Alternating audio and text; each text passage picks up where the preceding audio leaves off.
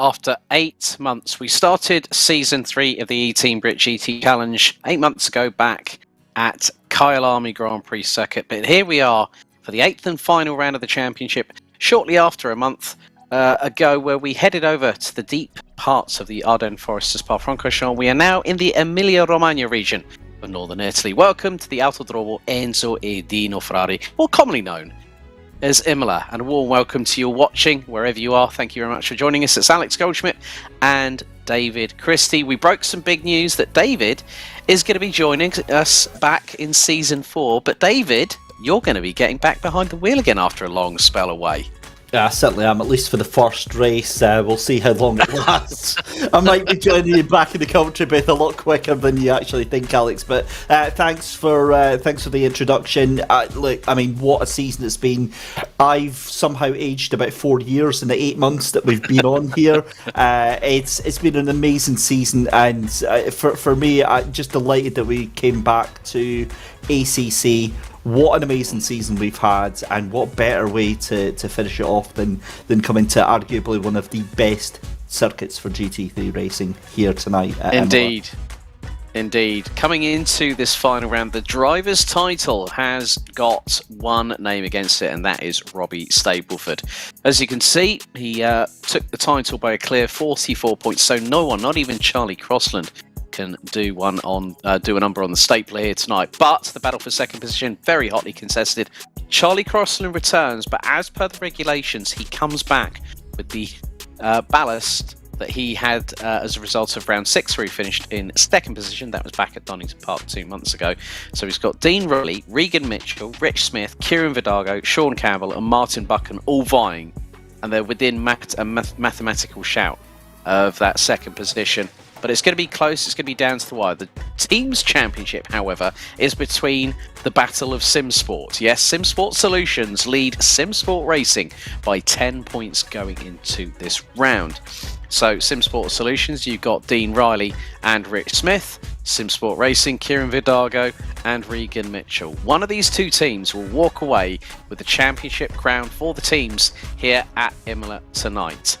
David, this circuit, steeped in GT3 folklore, it has been around for such a long time, but opened back in 1953. So in 2023, it celebrates its 70th anniversary. It's a home to the GT World Challenge Europe, the DTM most recently for this season, where it's going to come in. The European Le Mans Series, amongst others, the Porsche Super Cup. Some great racing has been had, not just here in the real life, but also in the sim racing world. Absolutely, and as you said, steeped in tradition and history. It's one of those iconic circuits that it is such a strange thing. It's kind of like Imola. It looks very, very straightforward and simple to drive, but actually when you get on that track, you realise what an absolute undertaking it is, let alone doing it by yourself. It's going to be chaos tonight. 19 corners, 4.909 kilometres. Qualifying is underway, but before we get through into the thick of the action here at the Autodromo Internazionale Enzo e Dino Ferrari here at Imola, we're going to take a look back to 1 month ago at the place they call Spa-Francorchamps.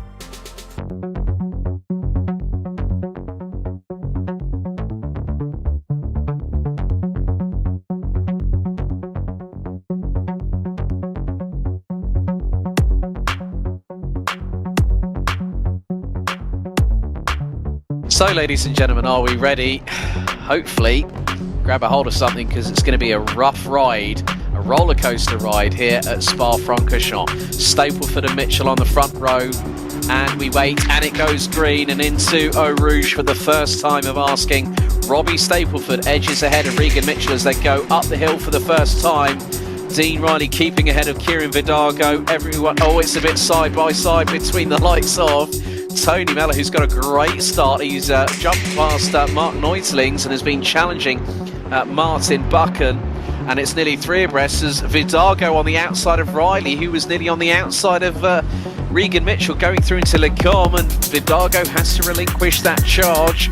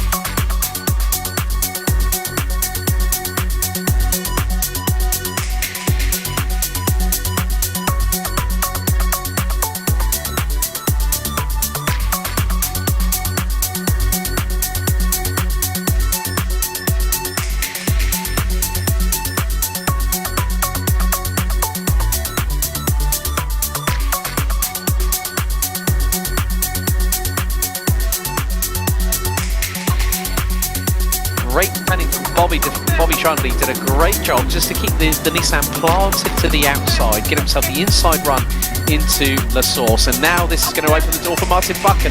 Tight line taken by the Lexus. Oh, a little bit of a touch between the left front of the Lexus and the right rear of the Bentley.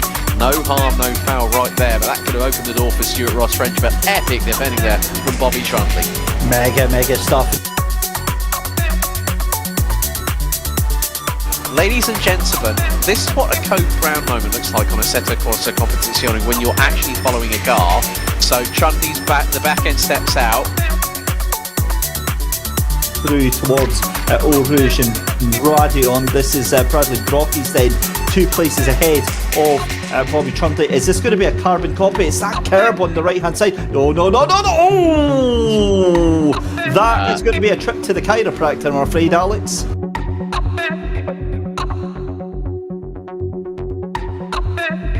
Pit stop window is now officially open for the next 20 minutes, but Dean Riley had halved that gap to 0.33 of a second.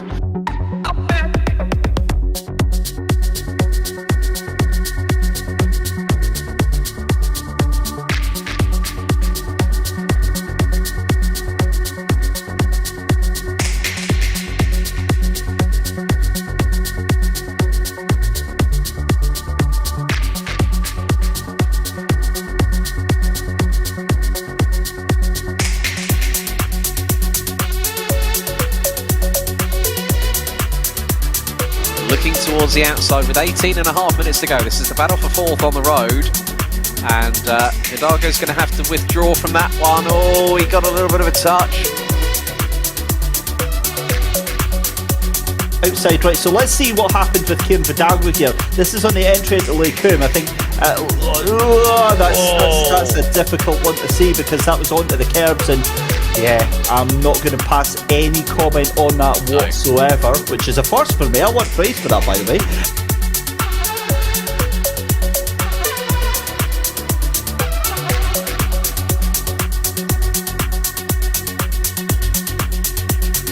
An eTeam BRIT Aston Martin right up his exhaust pipes. Oh, and a mistake there means that looks like it's going to be up inside surely for Sandro Ballesteros. They're going to be side by side. That's Bobby Trundley and Stuart Ross French, and Bobby Trundley is trying to thread the eye of the needle through into the bus stop chicane. He got popped. What spatial awareness was that? That was epic! Robbie Trundley with the move of the season. Ladies and gentlemen, provisionally your Season 3 eTeam BRIT GT Challenge Champion is Zansho Simsport 2's Robbie Stapleford.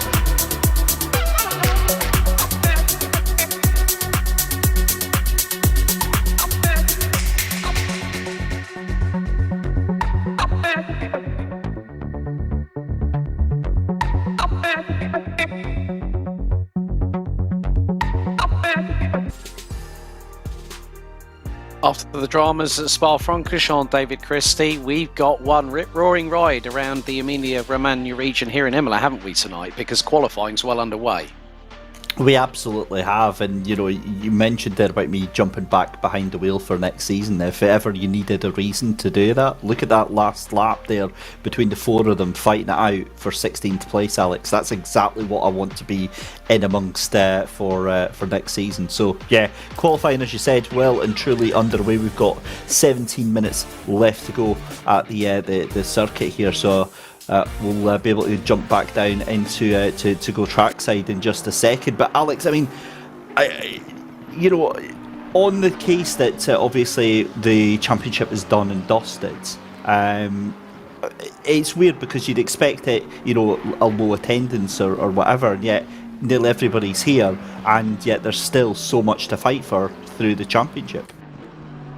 Yeah, I mean, the thing is, there's still some bit of bragging rights. I mean, there is going to be a Season 4 of the eTeam BRIT GT Challenge, and we're pleased to announce that V-Box Motorsport will be on board with that for as sort of like one of the title partners of the championship itself. But yeah, there's still a bit of, you know, you want to go out on a high, and especially with the track like Imola, you want to be out front. We know how difficult it can be, like through Acqua Minerale, coming like we're seeing with Rich Smith, who's currently running P3 at the moment. with a 1 minute 42.227 is his best lap time. You know, we've seen it several times, you and I, when people have gone 2 abreast, maybe even tried going 3 abreast going into the entrance of Rivazza. It's never worked out sometimes. It's always that someone's ended up being punted into the kitty litter. But Rich Smith is on an outlap at the moment. But Dean Riley already has put the cat amongst the pigeons. He's putting a 1 minute 41.8. Now Charlie Crossland has got the ballast that he would have had at Spa if he was able to attend.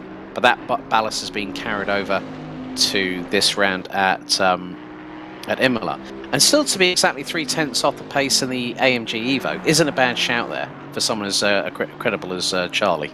Absolutely not, and the fact that he's still got that ballast and still able to get it so very close. And let's not forget, I mean, this is just 15 minutes into a 30-minute qualifying. We are going to see the absolute spicy lap times coming in the next sort of 5-10 minutes time for sure. So yeah, I wouldn't worry too much about it, but again, it just shows how impressive Charlie has been in that machine this season to be able to pull out that sort of lap time with that ballast on, Alex. Yeah, Mark Neutelings, the 555 from Positive Perception Simsport, currently running P7. The Bentley has always gone well in Assetto Corsa Competizione, but James Haskell, the sole Honda driver for X-Kart Esports, now jumps up into 9th place. Pretty good showing from him, a 1 minute 44.067, but there is a returnee. Our AM Vice Champion from Season 2, Cami Sturch, now jumps into the fold in the Lamborghini Huracan, the number 95, and she's partnered with, I think it is going to be Sean Campbell, who's currently running in 4th position in the 26th. Now, Sean Campbell showed that the Lamborghini had prowess back at the opening round at Kyalami and took a podium for the team, the first ever podium, and I think it meant that Phil Webb, who's the boss at both teams, because they are sister teams as well, was jumping up and down off the ceiling after Sean carried that out. So Sean could really be in the hunt for maybe a top 3 if things play out his way.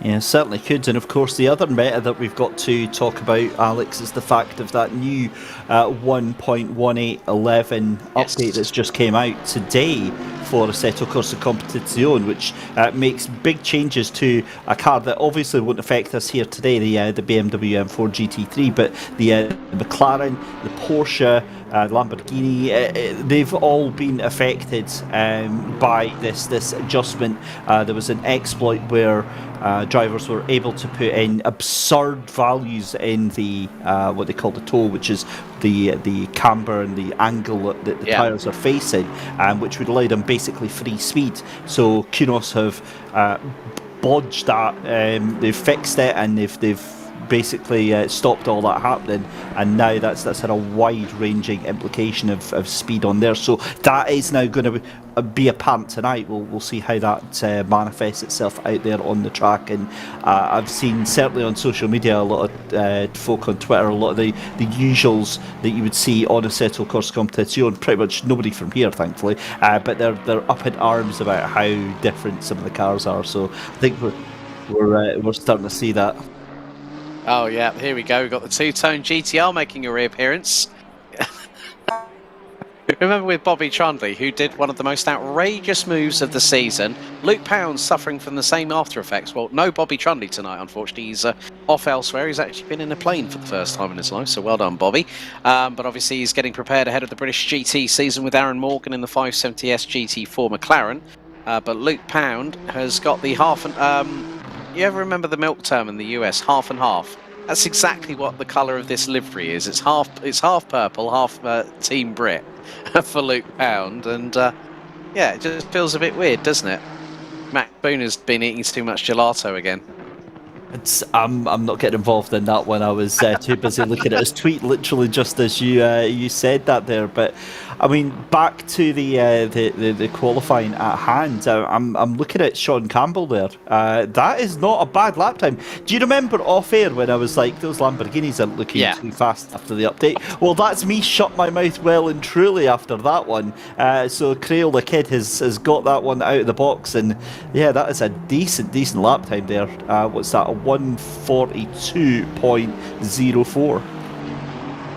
Yeah, less than 2.5 tenths off of Dean Riley, so it's crew versus Santa Agata Bolognese at the moment in terms of the manufacturers represented. Just under 11 minutes to go, and the way things are, Dean Riley leads the way on a 1 minute 41.820. Sean Campbell less than half a tenth off of the magic 1 minute 42-second barrier, and is fractionally ahead of Charlie Crossland. Rich Smith rounds out the top 4 ahead of Reegan Mithcell, with Kieran Vidago bringing another Cavallino Rampanti into the top 6. Martin Buchan in the eTeam Vasaro Lexus RCF GT3. There he is, coming along towards the 6 tenths up on his current 3 tenths up. So this could put him a little bit higher up, and he goes ahead by a fraction. Look at that, 8 1/1000ths quicker than Kieran Vidago. Daniel Hyde, the Scuderia Glickenhyde, as he was wearing on his T-shirt in the Simply Race Endurance Series quite recently that you and I had the pleasure of commentating on. Charlie Crossland still in second. Oh, look, he's pulled that. Look at that gap he's pulled. He's got himself up into second, and what's more, he's only a tenth off of Dean Riley, and Bradley Brockie's running pretty well in the eTeam BRIT McLaren 105 720S. Yeah, this is what I was saying, Alex. 5-10 minutes makes a world of difference in qualifying. They've got their banker laps in. Now they'll be getting their super secret qualifying settings on and absolutely throwing it to the wind. Charlie Crossland's got absolutely nothing to lose now. Well, he didn't have anything to lose coming into this final round, given that the championship was already done and dusted. But also seeing Robbie Stapleford still in pit lane. Wonder if he's just going to be waiting towards the end. We've seen that quite a few times actually, Alex, where he waits to the end and then just brings in like one absolute stormer of a lap. So again, I'll be waiting with bated breath to see what happens there. Great to see Cammy Sturge back on the grids here, and out currently in 15th place. Again in that Lamborghini, I would expect to see Cammy probably up in the sort of 10th to 12th place there. We'll certainly see how she does coming down through Tosa just now. And then up the hill is such a wonderful change in incline and height on this track, because especially up here, the climb up towards Piratella and then it's on the brakes, and you've got to do a little bit of trail braking, pulling that car in, letting it drift a little bit wide out at the right hand side. Then it's down on the roller coaster again through a right hander, and it's sort of blinking, you'll miss it on the run down to Aqua Minerale, and then up the hill again. Honestly, it's unbelievable how many times the car goes up and down. This is the bit that I always struggle with though, down into Variante Alta. I either pull the car in too early or I pull it in too late, and I'm either spinning the car round on the left hand side or overshooting on the right hand side, and you will see that from many of the drivers here tonight under pressure. Yep, so we are heading into the last heading into the last 8 minutes. So effectively, this is where it all counts. And Cammy Sturge now heading towards the start-finish line here at this circuit, just over 4.9 kilometres, just a shade over 3 miles. And that was that's her best lap time so far, 1 minute 44.335 from Cammy Sturge. There's a yellow flag because there was an eTeam BRIT Aston Martin pulled to the right-hand side of Tamburello there, David.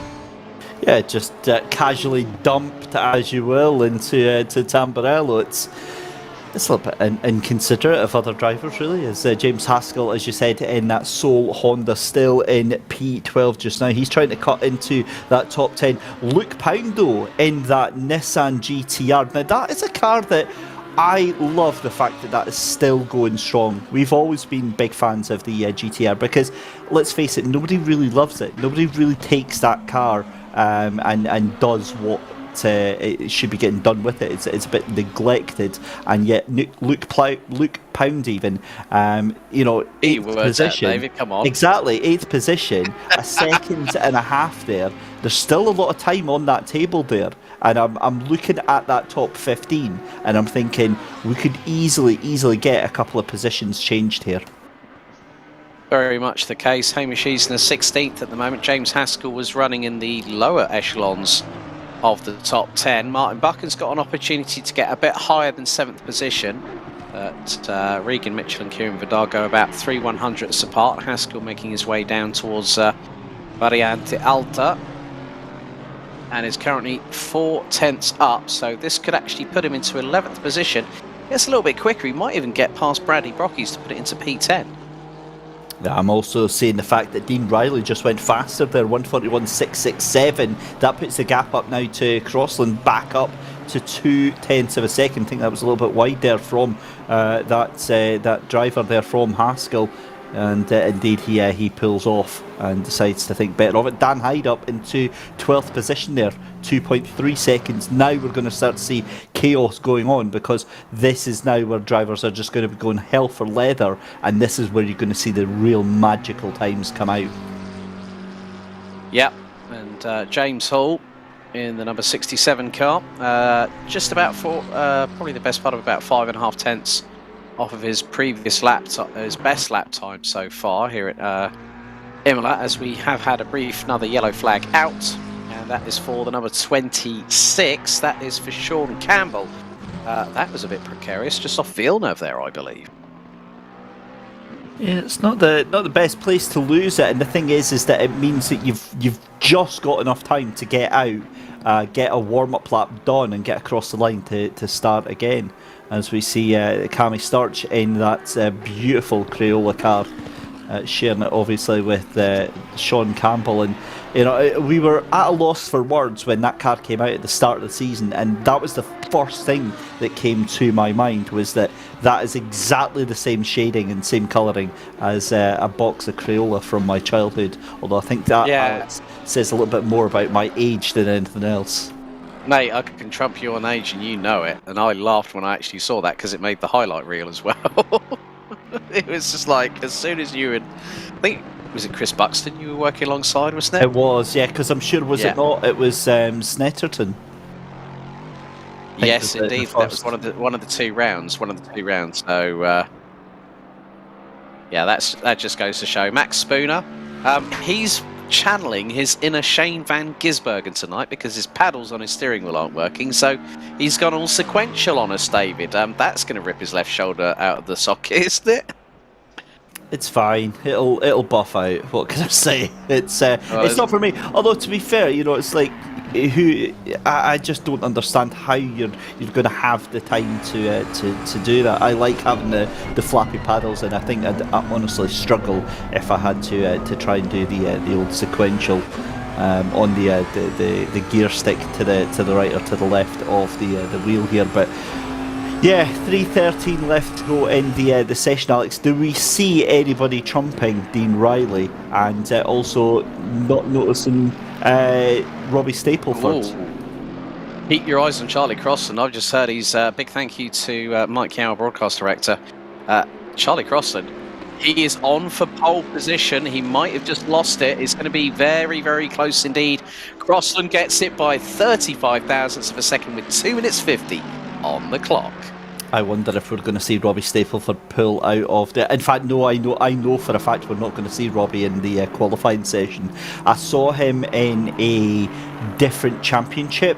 In fact, I think it was one of the Simsport GT3 championships, where I was a guest commentator for one round, and he did this where he'd won the championship and he started from the back of the grid for both of the races and won both of the races. So I would definitely not be looking past the fact that he might try and do that again tonight. I don't think he'll be able to get away with it.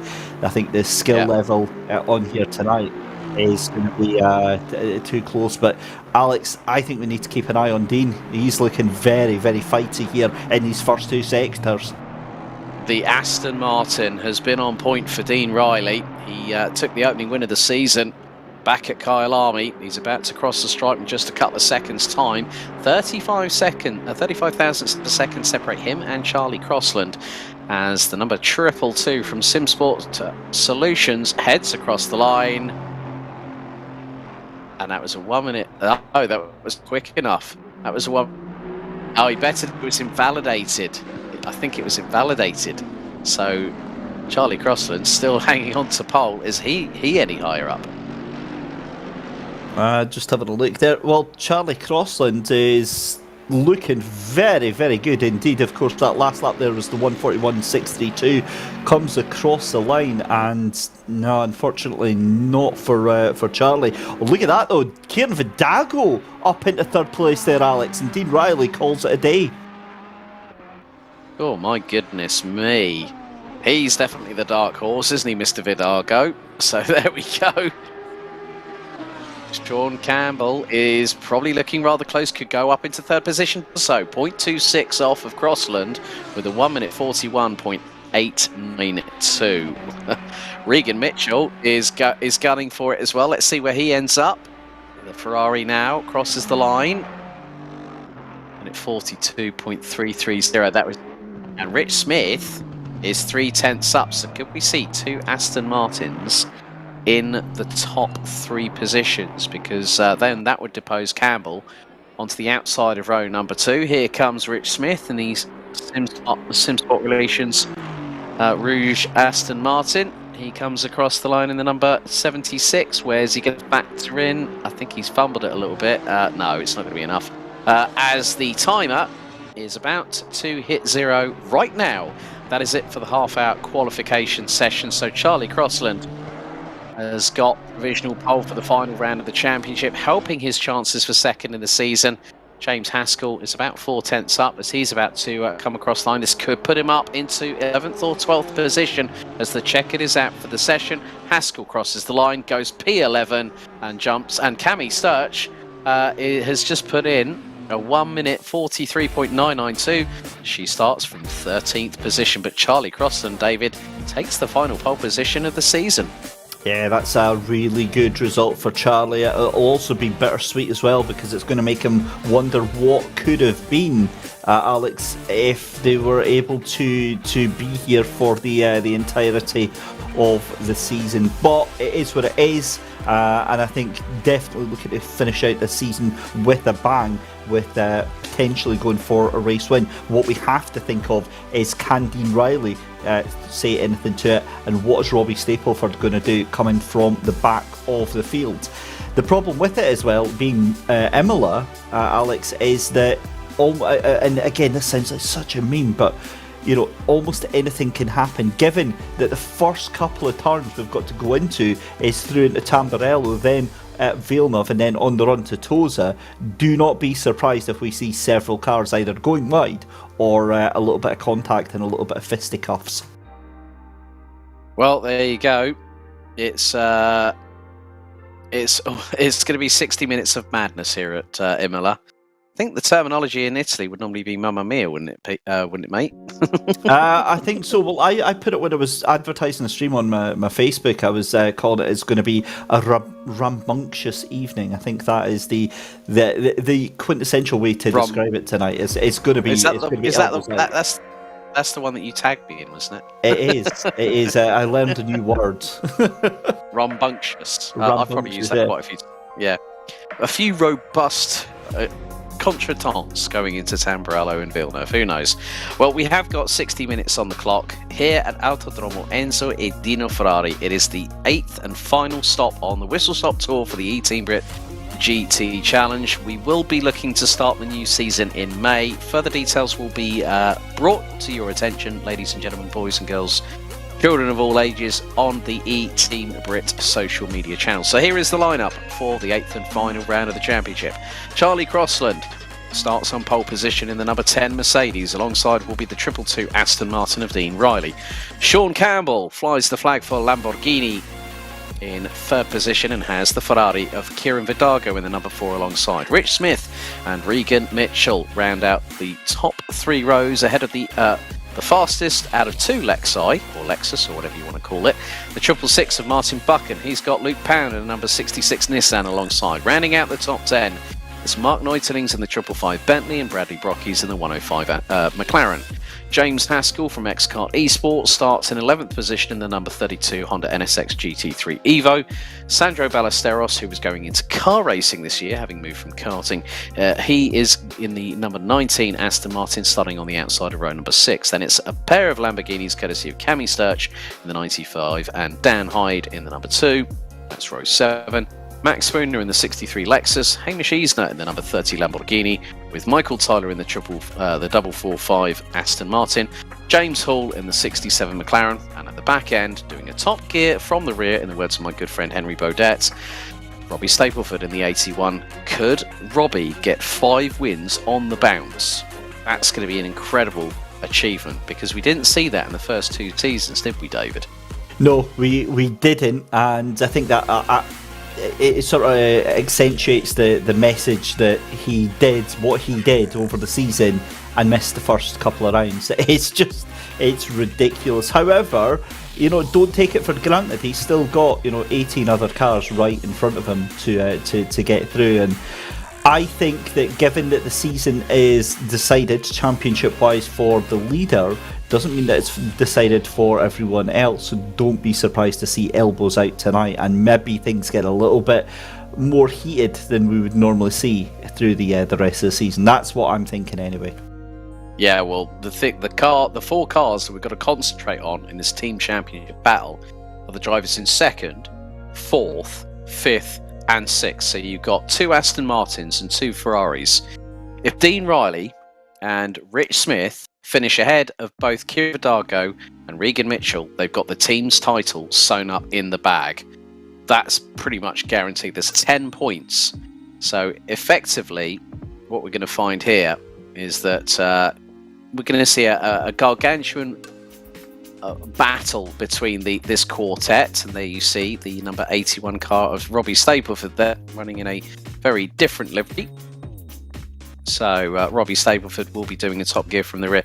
But the final thoughts then at the final round of the season, my good friend. This, I've just had a message from Max Spooner. All right, he's going to definitely earn his cheesecake tonight because he's doing most of the corners one-handed. Well, that's there's so many jokes in there and so little time, Alex. Time is fleeting, Mr. Christie. You know that. Well, let's see how Max gets on, but with just around 50 seconds to go on the clock before the formation lap gets underway. Final thoughts, David? It's going to be a cracker, isn't it? It's, I mean, the level of drama tonight is going to only be matched by its incomprehensibleness. It just is going to be a top-notch race tonight. Perfect way to end the season here with eTeam BRIT and the GT Challenge, and yeah, it's got a lot of expectation. That's all I'm going to say, Alex. Yep. So this circuit here, the Autodromo Enzo e Dino Ferrari, opened its doors in 1953, and in around about 8 seconds' time, it's going to hear the thunder of virtual GT3 cars roaring around its circuit before we go into battle for one final time. Right then. I just noticed a slight development. Has Sean Campbell's car just disappeared off the grid? Yes, it has. It's gone straight into the pit lane, so that's spicing things up even more, because now we have got Riley, Vidago, Smith and Mithcell all within earshot of each other. That is going to prove to be, I think, a pivotal moment in the team's championship. This is going to bring it closer together. You said about elbows out, David. I don't think you were half wrong there. Well, that's exactly it, and the thing is, I wonder if that's actually a disconnect, because the car going back to pit lane, yeah, that's a bit unusual. We'll keep an eye on it. Maybe it's just a case of some late last minute changes to the car there, but we're seeing Luke Pountier in that eTeam BRIT car, and do you know what? I'm just so glad that all of the Japanophiles out there get a chance to enjoy that beautiful bit of Japanese engineering. It is a stunning bit of kit, and I don't need to really say any more about the GTR. Big fan of it, and yeah, really happy to see that. But an hour to go, Charlie Crossland, he is out front, and he is going to have a bit of a challenge, I think. Dean Riley, I think, is going to send it wherever possible and wherever he can think of doing it. But yeah, I'm very excited to see this. Can you tell, Alex? Oh, you're chomping at the bit like a little Yorkshire Terrier wanting a treat. There we go. I said it. Finally. Well, but all in jest, it's been a fantastic 3 seasons working alongside this man. This man will be back in the commentary box, that I can guarantee you, but we're here for one final hurrah. The 8th round of the 3rd season of the eTeam BRIT GT Challenge. Season 4 will be announced with all its developments, calendar, dates, times, what's happening, what's up for grabs. But we have one more title to decide. We have 2nd place overall in the Drivers' Championship to decide. And we're getting to crunch time. Don't forget, it's a 60-minute race with a mandatory pit stop window. 20 minutes. When 20 minutes are elapsed, then the pit stop window opens. It closes with 20 minutes to go. Each driver has to serve a mandatory 30-second pit stop in the pit lane. Then we run to the checkered. So 19 corners, 4.909 kilometers here in the Emilia Romagna region. The track is at its optimum, 32 degrees track temperature, 29 degrees air. Sunshine predicted for the next half of the first half of this race as the drivers make their way around Rivazza, the double left-hander, and then we go into the kink, and it looks like... Did I just see somebody spinning there, Alex, on the formation map? I did. But we are now braced, primed, waiting in readiness as the 8th and final round of Season 3 of the eTeam BRIT GT Challenge about to get underway. Charlie Crossland on pole, Dean Riley alongside. It is a very, very long time until we get to the point where the lights go green. And it's a bit of an eternity. It's like waiting for paint to dry. However, ladies and gentlemen, boys and girls, children of all ages, are we ready? Are we steady? We are about to get things underway here in Imola. And now we go green, the lights go out, and a great start from Charlie Crossland.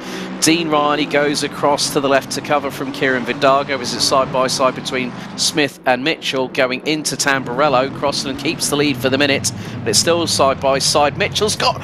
Whoa, that was a move and a half from Mithcell, but Rich Smith got either a little bit of a touch or maybe a tank slap out, and someone's been turned around. Mark Neutlings has gone round, Bradley Brockies is around, and they're both backwards into the wall. Sandro Ballesteros also being a bit of a casualty, and that has switched things up significantly. But great start from Charlie Crossland there, David. Absolutely fantastic to see that. So Crossland away with it. Riley looking a little bit... He was going to make a bit more of an aggressive start, but he thought, you know, maybe patience was the better part of valour. Also seeing that Max Spooner and Martin Buchan, how different a start did they get to the race there. Martin Buchan, you can see there down in 5th place, and you know, Max Spooner caught down there with the frogs, and he is going to have to eat some frogs this evening, you know, and make his way through. It's a difficult one for him because he's caught right in the field. And yeah, he's going to have to get moving some. Cami Sturch up from 14th position, now up into 10th, and is chasing down Hamish Eisner. So really good to have Cami Sturch back with us. The last time she actually... I had a brief chat with her before the broadcast. The last time she raced competitively on Assetto Corsa Competizione was on the Diamond Drive Cup a few months ago. She's been rather busy with her business as well, Go for the Gap, who are actually one of the sponsors of Cadan Casual Apex and Divario Corsa. But we are on to lap number 2 of this race. Charlie Crossland has done the old Sebastian Vettel trick. Look at the gap. He's pulled over Dean Riley already with that amount of ballast in that car. He's pulled a gap of nearly 1.8 seconds. We're on board with Rich Smith, who's started to recover now.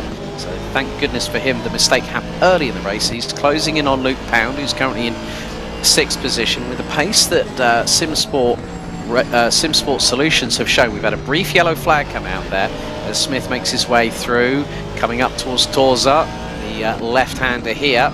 Looks close between him and Luke Pound, but Luke Pound takes the racing line. Rick Smith uses the discretion is the better part of valor technique there as they head up the hill towards the sweeping left-hander here at turn 9, Piratella. Yeah, it's great to see as we're right on the back end of that GTR of Luke Pound.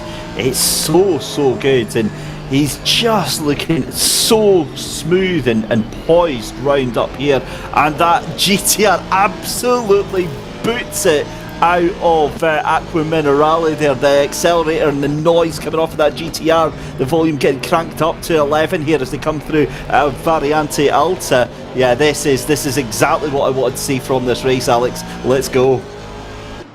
Yeah, It's boogity boogity boogie. Let's go racing, as you normally like to say sometimes as well, David. But Rich Smith just waiting for that opportunity. Probably will get the run coming out of Vatsa, and look, takes a little bit more inside curb, runs the car a little bit wider than Luke Pound. Now Luke Pound does have real life racing experience with Team Brit, and you can see the closing speed now from the Aston Martin 4 litre twin turbo V8 against the 3.6 litre twin turbo V6. So the Nissan GTR having one of the smaller displacements of the GT3 fields here. And bit of a straight line there from Luke Pound, but decides to, well, it's a track cut, I've got to deal with it. Rich Smith gets a get out of jail free card, and now he's got a bit of clear air between himself and Martin Buck, and the gap between them now 2.4 seconds. Yeah, but I mean, if I'm being honest with you, Alex, the thing with that GTR is after you go off track, if you go into the grass, if you go into the gravel, you have to take it easy. Just like that McLaren behind of Hall, you have to take it easy because your tyres are compromised. They take at least half a lap to regain the heat, to regain the tyre pressure that you've lost from it. And talking about Max Spooner there, and I was joking him about eating his way through some frogs and getting his way through there. I tell you what, he's going to have a bit of a feast of some frog's legs tonight, a bit of a bachycophagus going on there for Max Spooner. He is absolutely on it, and we joke about him obviously having some misfortune earlier on in the season and in previous seasons, but I mean he is definitely learning some proper skills going on there, and he's shown that he can mix it with the best of them now. Considering the fact he's using the sequential stick shift as opposed to the paddles on his steering wheel, so he's at a distinct disadvantage. And when I said before we got underway with the formation lap, he said that I'm doing pretty much every single corner one-handed. So like when you're going down into Rivatsa, you're dropping from fourth into second, you're having to turn the car in, you're possibly shifting up and then shifting back down again. And so from his perspective, that is going to mean that he's going to be burning a few more calories. He will be sweating a bit more profusely than everybody else. But whilst I say that, Robbie Stapleford, who started, and not at all surprised about this, we're on to lap number 4. Robbie Stapleford is within 0.2 of Dan Hyde, who's actually running the highest he has this season, currently 8th position. That's exactly what I said was going to happen from Robbie Stapleford. Yep. I do enjoy it, if I'm being honest though. If I'm being completely honest, it's nice to see because it's really exciting. He starts from the back of the grid, but there's also something a little bit disrespectful about it because it's like it's almost showing off. It's almost rubbing everybody else's noses in. You know, oh, I'm so fast I can make my way through the from the back of the grid. Maybe it's not like that. Maybe there was something genuinely stopping him from taking part in qualifying. But when you see it once, you think, oh, right. But when you see it time and time again, you're like, yeah, it's a little bit showing off now. I don't think it's a case of showing off. I think it's probably just to give himself a little bit of a test. And sometimes drivers relish that. You know, when you've won 4 races on the bounce and you've been at the sharp end in qualifying, you sometimes want to have that little bit of a challenge. And I'm sure that's probably what Robbie decided to put it in terms of that. Well, Max Spooner is actually eating a bit of cheese, courtesy of Mark Neustings, because that's what he's got on the rear bumper of the Bentley Continental. Is now Robbie Stapleford. Now that's this is probably, if this is a school of Sen, this is a textbook going through into the first part of Rivatsa, and Robbie Stapleford easily passed James Haskell. Dan Hyde. Now, what's happened to Dan Hyde? Oh, now he's had a bit of a moment, and that was, I've just seen there's been a little bit of contact between Dan Hyde. There's been a little bit of contact between him and possibly Robbie Stapleford as well. Yeah, it looks to be the case. Then we've had an incident involving Mike Tyler and Max Spooner, so there's been a little bit of paint swapping between the Lexus and the Aston Martin. And there is the recovering Sandro Ballesteros, who was a little bit higher up, but he was he was the first driver that got turned around, I think, going into Tamburello when we went green, just the best part of nearly 8 minutes ago. But Sandro Ballesteros looking up the inside of Mike Tyler, but then all of a sudden Bradley Brockies, who was running P10, who also had that incident involving Mark Neustings earlier. Now Ballesteros and Brockies were alongside each other, and that's Hamish Eason that's just gone nose end into the wall, and there is Sean Campbell, who started quite a considerable amount down. Now Sean Campbell was meant to start on the second row after quali, but Sean, unfortunately, I think his goose has been a little bit cooked with regards to the battle for second in the championship. Yeah, that's don't know what to say about that one. It's gutting because obviously Sean Campbell, very, very fast driver, and I'm seeing Dan Hyde just dropping like a stone way down the order there, right at the back of the field there. There is Mark Neutlings now, and Max Spooner up into 13th place. We've got a 5-second penalty for Cammy Sturge. Can't say anything about that in the penalty, so yeah, that's gone up to 10 seconds. Yeah, that's a 10-second penalty for Cammy Sturge, causing an avoidable collision with Hamish Easner in the number 30. So Cammy will have to serve that before the actual pit stop occurs. So the car will sit stationary for 10 seconds before that mandatory 30-second stop. But the battle here between James Hall, Max Spooner, and Mark Neutlings has just kicked up the pitch. 10-second stop, 10 seconds in the pit lane before the mandatory pit stop. But yeah, that was a bit tasty there. Max Spooner definitely getting his elbows out, but Mark Neutlings still keeping ahead, and Spooner gets in front of James Hall for what is 12th position. What a start we've had to the race. I mean, we're only 10 minutes in, and yeah, this is brilliant stuff. And here we go with Sean Campbell then, still trying to fire his way through this crowd that he's got in front of him. To be fair, Sean Campbell still has a good chance of getting a really good finish here. He's got, what's that, about 10 cars within about 15 seconds of him. So yeah, Sean Campbell could do very well here tonight, and if he does, all credit to him. And I've just noticed actually all of the go for the gap signage on that car, and that is of course the brand of Cammy Sturge. Yeah, I've just done a quick calculation. We're going to go to a replay now though. This is the start. We're going to go to another penalty in just a second. So this is the start. 3 wide, my godfathers, Luke Pound, and I think that might have been Bradley Brocky's Sam was in the middle of him, and also Mark Neutlings. So here going through Tamburello, this is where all Constantine is up.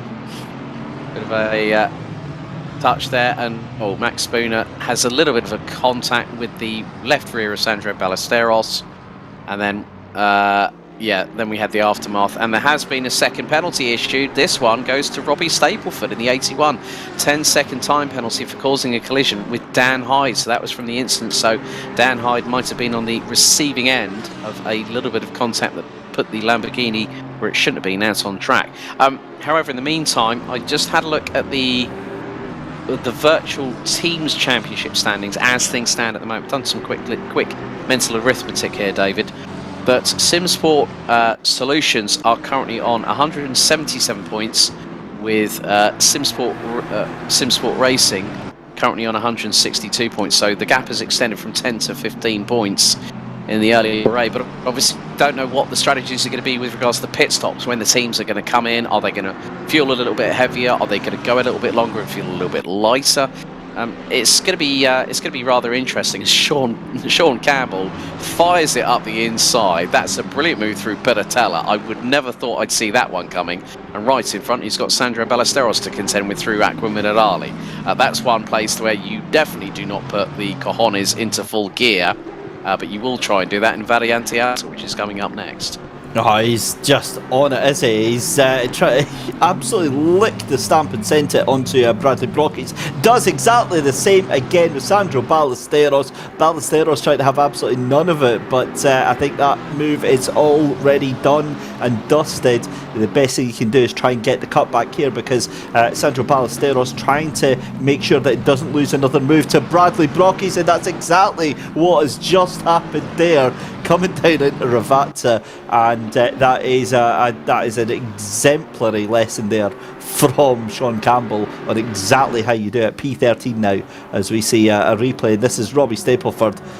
I mean, that's not the worst incident. I've seen 100% a penalty, but there was definitely no malice, no rudeness or anything like that in that incident whatsoever. Yeah, and I have to give credit to you that you actually, when we saw battling away, who was it between? I think it was Kieran Vidago and Rich Smith at Spa. You said, I want some credit because I didn't make any judgments. It's all a bit sideways from Bradley Brocky's going through the first part of Villeneuve there. I will give credit where credit is due. You actually made a comment about an incident and you made no judgment about it. Do you remember that? I'm just getting old, that's all it is. I'm becoming more relaxed and more tolerant in my old age, Alex. That's exactly what it is. No, look, when you see something like that, it's, you know, you have to try and think about the context of it. And what's obviously there is that you know, and this is the problem that he's going to have, is the fact that Robbie Stapleford is a very, very fast driver.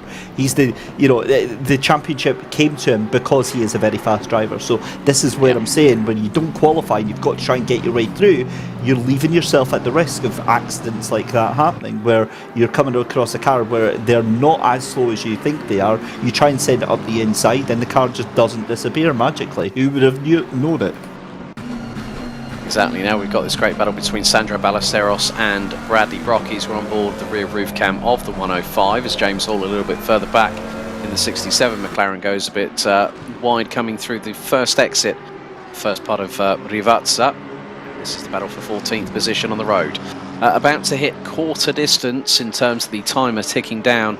So in just over 5.5 minutes we will hit the pit stop open window for the 8th and final time, as that's a cent and a half from Ballesteros trying to look up the inside of Brockies going through into Tamburello. Now this corner used to be a flat out sweeper, but it has been changed over the years in terms of the importance of safety out on track. Brockies takes the nice tight line going through into Villeneuve, uses a little bit of curb through the next right and into the left, and James Hall seems to be doing like everyone that was doing in Sweden quite recently, Race of Champions. He's not picking up the snow, he's picking up the dirt off the track because he's trying to go rally crossing in that McLaren, and that won't help his downforce one iota with that rear splitter bumping up and down off the grassy knolls, so to speak, David.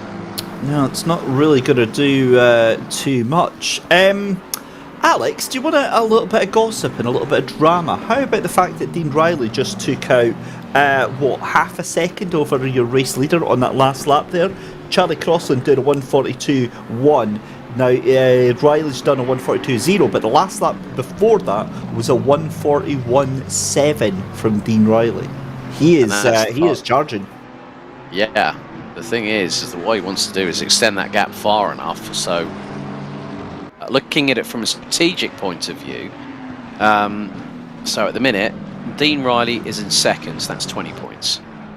Rich Smith is currently in 5th. That will net him 11 points. So the good thing is, right, there's been a change between so Reegan Mithcell is now in 3rd place. So it's still pretty much the same as it was, but this could help if and I'm just seeing Charlie Crossland had a nearly probably the best part of 8/100ths of a second taken out of him on the previous lap. So the gap is about 2.4 seconds, but the next time that Dean Riley crosses over the intermediate, 2.494. So yeah, Dean Riley's got the fastest lap, and that could net him a pair of IMB racing gloves come the end of this race. But Charlie Crossland is still keeping. But this battle here, okay, 3rd, 4th, and 5th. We've got the 2 Simsport Racing Ferraris ahead of the Simsport Solutions Rouge Aston Martin. And look, they're trying to fly in formation. Rich Smith is sort of like throwing a bit of caution to more than just the breeze. It's the big gust of wind that's coming over Imola at the moment, even though it's 3 kilometres an hour. And just watching, actually, Reegan Mithcell here, he's under... the thing with Kieran Vidago is that obviously coming under real pressure, but with them being teammates, I get the feeling that this is something that's organised right now. It's a case of Reegan Mithcell's maybe seen as the faster of the 2 drivers here, Alex, and they've also got Rich Smith coming up as well, and they're going to push as far as they can to catch up to Dean Riley, but I don't think that's going to happen. What is going on with Charlie Crossland? Has his tyres gone? He just did a 1:42.9. He doesn't have anyone else there, and that gap. Mithcell.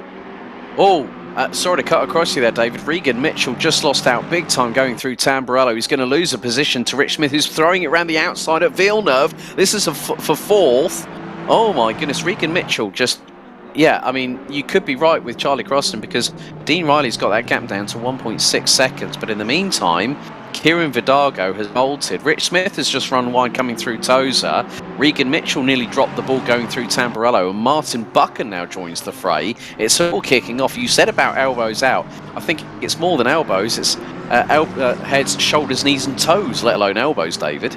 Yeah, I think you're absolutely spot on. Just keep an eye on Bradley Brockies as well. I think he might be getting looked at from race control, because I'm pretty sure a couple of laps ago I did spot him and Hamish Eisner coming together. And unfortunately, Hamish Eisner, she got sent off into the barrier there after a little bit of contact. But here is Robbie Stapleford again chasing down the GTR of Luke Pound. That gap now gone from 3 seconds down to 0.4 seconds. So Alex, 40 minutes left to go in this race, and there's so many little storylines developing here. Well, the biggest storyline for me that I'm looking at is the two mainly is who's going to finish second in the championship. It's advantage Charlie Crossland at the moment, because in 60 seconds the pit stop window opens for the 8th and final time this season. The other one is the team's battle. So it's Riley, Vidago, Smith, Mitchell. The way things stand, if Riley and Smith drop the ball big time, they will lose the team's title. If it stays as it is right now, Riley and Smith will get the team's championship at the end of this season. And you know what?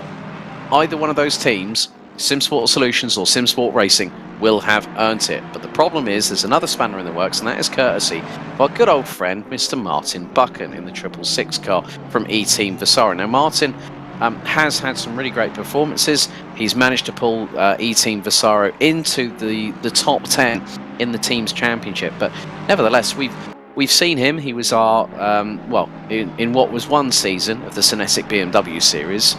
Him and Christian Kelly were going at it like a pair of petulant children battling over the last swing in the playground, and Martin won the series. However, we know how good he is. Pit stop window for the 8th and final time for Season 3 of the eTeam BRIT GT Challenge now officially open. So we're going to find out who will be pitting first. And from what I understand, this could be the last time we see the Lexus RCF GT3 in the eTeam BRIT GT Challenge, because obviously there is one car that we have discussed in the broadcast, David, that has only partway through the season made its debut on Assetto Corsa Competizione, the all-new 2022 BMW M4 GT3. And I would imagine that some teams might bring that car into the championship next season. Yeah, the freight train, I think that'll definitely be making an appearance next season. But Alex, I've got to say, I mean, when you said the word spanner, the person that immediately sprang to mind was indeed, of course, Martin Buchan, doing a grand job there. Stapleford in the pits. Stapleford, the first one to blink into the pits. So he will serve his 10-second penalty, then have the pit stop done, and then out he goes. So that's the first driver to pit. So I mean, that McLaren, even though having started at the back end of the field as James Haskell and the Soul Honda, as whoa, mamma mia! Sean Campbell does the old Nigel Mansell dummy on Mark Neuslings and still hangs it around the outside going into Tamburello, and the Lamborghini has made the move through. So good to see both Divario Corsa cars in the top 11 with Cami Sturcher on the other side of this freight train, and she kicks up a little bit of dust from the right rear wheel coming through the exit of Tamburello. But Sean Campbell looking really, really racy here in the Lamborghini, and you had quite literal real life egg on your face because of what you said about the Lamborghini earlier, David. Yeah, absolutely. I'm just seeing as well, how have I not seen the fact that Kieran Vidago and everybody else is 13 seconds behind Charlie Crossland and Dean Riley? So, are you kidding me? So Charlie Crossland and Dean Riley, every single lap, are lapping 1.2 seconds faster than the entire field. That is absolutely absurd pace going on from them. Obviously, you've got Rich Smith in that number 76 Aston Martin, who seems to match the pace there just now. But, I mean, 142s from the pair of them, low 142s. It's crazy how fast they're streaking away here, and that gap now down to a second. I would probably say that maybe Vidago's might had a little bit of damage, maybe some flat spotting on those tyres, or if the tyres are not working well, if they're degraded to a point where he's just about able to hang on. But Reegan Mithcell doing a stern defensive job on Martin Buchan, as they've got James Haskell just up ahead, and then you've got Smith versus Vidago just in front as the quartet have made their way through Villeneuve, and Vidago and Smith just over 0.2 of a second apart in the battle for third place overall as things stand. But we've had 3 cars pit already. Bradley Brocky's in the 105 eTeam BRIT McLaren entry. James Haskell, who's now just in earshot, just in eye shot there, going through Pedotella in the 32 X-Kart Esports Honda NSX GT3, and then Robbie Stapleford in 81 McLaren 720S GT3 rounds out the 17th position out of 19 thus far, as Martin Buchan still tries to hustle along and keep Reegan Mithcell rather honest, and it is down to these two to get past. Nice spatial awareness there. I want to give James Haskell a lot of credit here. The main reason being is that he's scored points this season, he's been consistent, and he's gotten quicker. But that's also a good sign of another driver that you like to see compete, where they're very clean, they're very aware, and as soon as the blue flags are on, the first thing they do is they react accordingly if they know that the blue flag is coming their way. Well, yeah, but I would argue conversely, you've got great drivers like myself when they see a blue flag where they fight like hell just to every position is for the win, Alex, and it doesn't matter if that car's 2 laps ahead of you. You've got to. I'm joking, obviously, I'm joking. But we do see that, to be fair, in this championship. They will try and get themselves out of the way. The problem is in GT3 racing, it's not like you see in F1. You don't want cars moving out of the way and slowing down. That's the last thing they want. They want to pass the car in a as clean a way as possible and as beneficial to the car trying to overtake as they possibly can. So they get encouraged to just stay on the racing line if possible and just do their own thing, because the last thing, obviously when you're further down the grid and you've got nobody nearby, if you want to just let the cars by, that's fine, but you usually end up costing yourself more time, and you're going to struggle to actually get through the races. We've seen Dan Hyde bringing out the yellow flags into turn 1 there, and James Hall off as well. Yeah, James Hall, that was going through the exit of Tamburello. Rich Smith has been in the pits as well, so he will rejoin in around about 13th position. And the yellow flag's out for Hamish Eisner, and that is heading on the main start straight, so not too sure what's happened to her.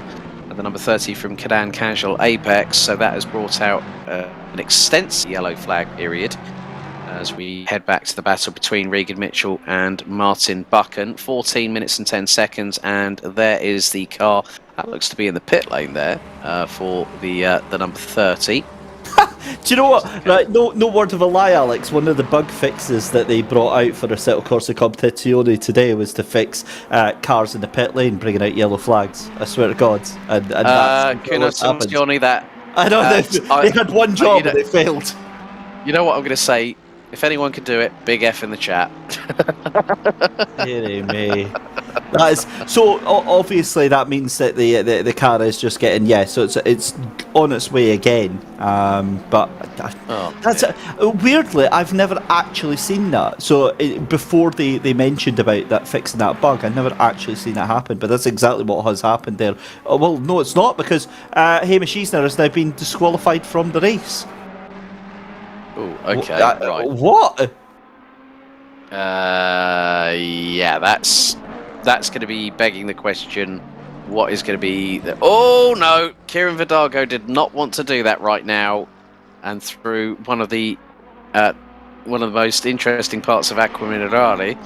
So Kieran Vidago has slightly lost a bit of traction there going through that right-hander, because you're hard on the power going through the first part, and then you're hard on the brakes. Then if you mistime it, David, that car will either under-rotate or over-rotate, depending on your positioning, won't it?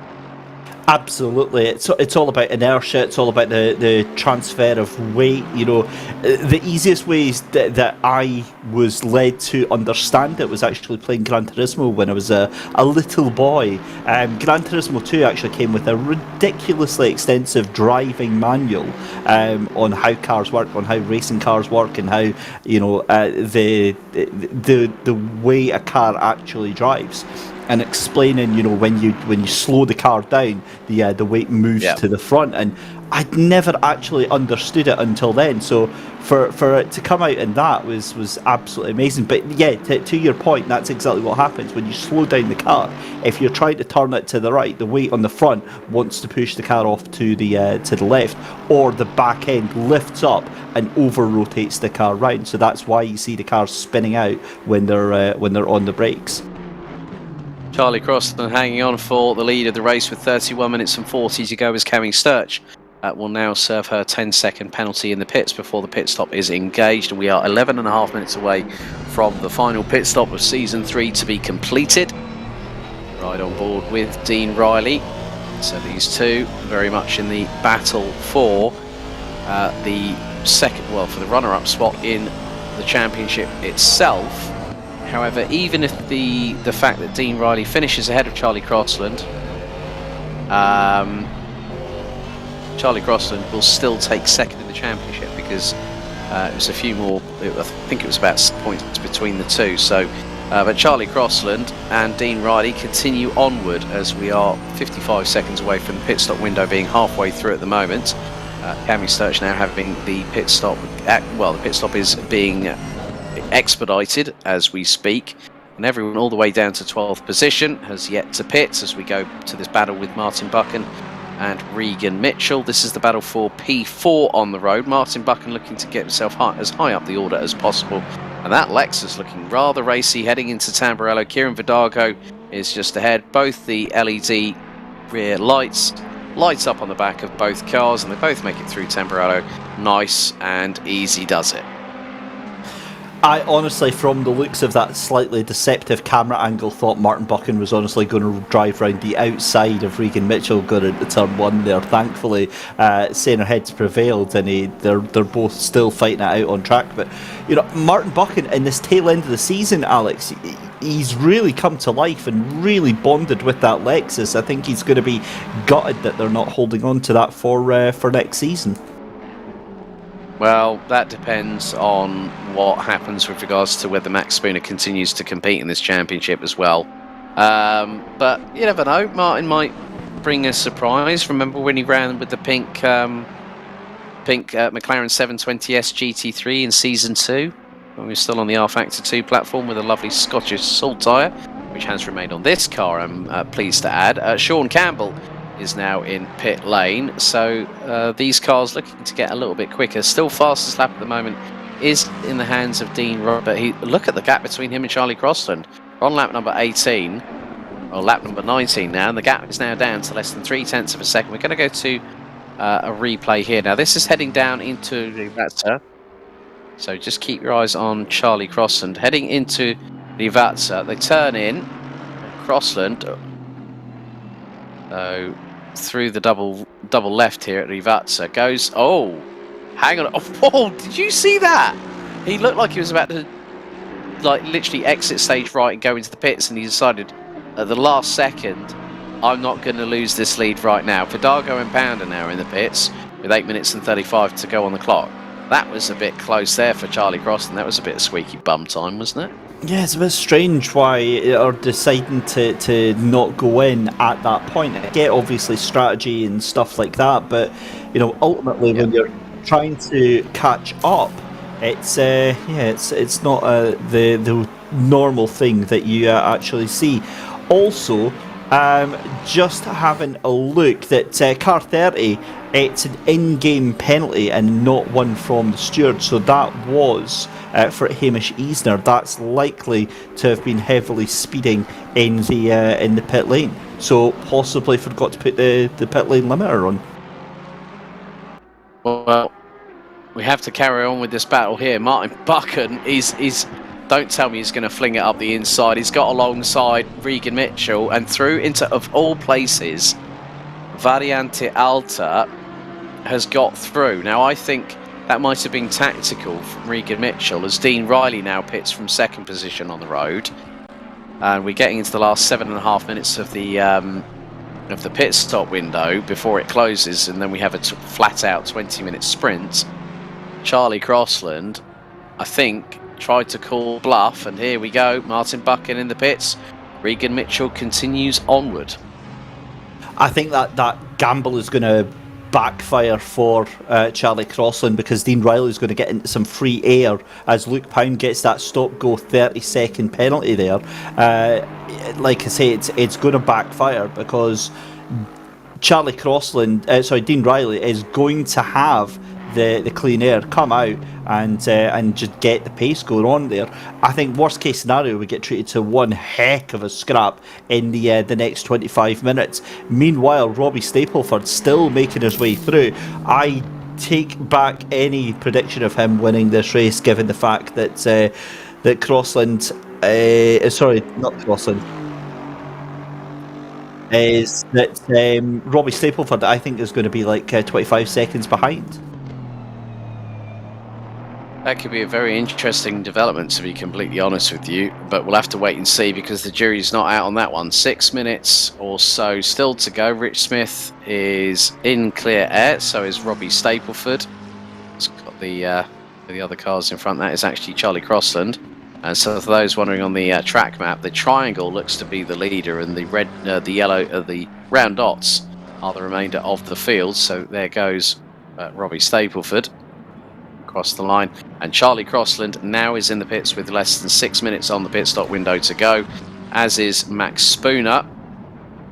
There is Crossland making his way down pit lane. Spooner's car just being serviced as we speak. Don't worry about the ghosting, it will just go through to its normal position onto the pit stop. The pit lane itself, Robbie Stapleford coming through. Luke Pound now comes in to serve his stop go 30 as a result of speeding in the pit lane. Dean Riley sitting in 5th position. Now at the moment as things stand, the way things are at the minute now, Reegan Mithcell is in the pits and is just about to pull up to the pit stop. I think this could be the moment where both Riley and Smith could not be that far away from maybe getting ahead of Reegan Mithcell. And if that happens, David, as Charlie Crossland now exits the pits, this puts Simsport Solutions in prime position. As now Dean Riley coming out of the final corner. This could be very, very close indeed. Not for the lead of the race. I'm not counting on the lead of the race because Crossland's about to bury the throttle coming out of the pits. And I think Mithcell's still in the pit lane. So here comes Riley across the line. Will go ahead of Mithcell, and Mitchell's just about to leave pit lane. This could give Simsport. Oh no! Riley's gone off, going through Tamburello. No, that was going through that was going through Tamburello. So it was coming. So I'm not too sure what happened there. It was out of eye shot what was happening outside, but there was a yellow there. Oh, that's Max Spooner, and that's got scuff marks all up the right hand side. So Max Spooner's brought out a yellow. Come on, Alex, say it. Yeah, he's right beside it. You have to finish it. Just one cornetto. There we go. There we go. Had to do it. And Andy Tucker, hopefully you're listening, mate. Oh, dearie me. That joke has never gotten old, and especially when we get to an Italian track. If that happens, it always does. And he's gone back to the pits, returned to garage. He won't be continuing. So retirement on the final race of the season for the eTeam BRIT manager and the eTeam Visara driver, Max Spooner. But yeah, I mean the thing is that now look at how it's changed. Okay, Dean Riley and Rich Smith have both pitted. David, look at where Reegan Mithcell and Kieran Vidago are. With 23 minutes on the clock, Mithcell and Vidago have to push. They have to throw caution to the wind. They want to get that team's title because now Simsport Solutions, by my count, will have now Riley is now Neustings and Ballesteros. Now this is going to change things a little bit. So Crossland will still lead. Riley's 4.7 seconds behind. So that's going to be a total of 36 points for 36 points for Simsport Solutions, which make it 182, and then Simsport Racing. So when Ballesteros pits, that's going to put Reegan Mithcell in 6th place. Oh, that's going to drop them quite a considerable way back. That's going to probably put them on 155 points. And here's why Max Spooner. This is through Variante Alta. No. Hang on. Oh, he manages to catch it. That was just one moment when he was doing his old, channeling his inner SVG and getting himself all sorted out on that one. No. Max Spoon has just told me the game didn't give him any fuel. Did he press the wrong button? He ran out of fuel. Yeah. Okay, right. Keep your eyes on this. We've got a little bit of an extended replay out of the pit lane. Through into Tamburello. And wait for it. Yeah. There we go. There we go. Revs have died. Revs have died completely. And Phil Webb has just put more singing Alex Goldschmidt on the Facebook thing. Oh, you cheeky beggar. I'm not doing that again. That was a one-off cameo, considering. I know this isn't relevant, but I love how the rear view mirror in the replay doesn't match up with the actual car in the game. I've never noticed that before, but if you look, his car's coming out. Yeah. It looks like I've only just noticed that. Yeah, it has, because it was just coming out of pit lane. Yeah, it's just going through Tamburello, so it's sped up to catch up with the rest of the cars, just run out of fuel. Oh my goodness. Right, so Neusselings and Ballesteros in the pit, so that means everyone will have taken a pit stop. And, right, in 40 seconds, final pit stop window of Season 3 of the eTeam BRIT GT Challenge will be officially closed. It's 20 minutes to go until we hit the check-in, and Charlie Crossland, 4.6 seconds ahead of Dean Riley, is looking good to get another victory this season. So now things level themselves out. So, yeah, just looking at it from this perspective, it's going to be 182 to 157. Obviously, this doesn't take into account drop scores, but the way things are is, not well saved. Cammy Search right there. Did you see that? That was quite impressive, actually, to be fair. And just so getting a bit of lap down. Indeed. So, so Max Spooner can now have all the gelato and cheesecake he likes, because he's got no fuel in that Lexus.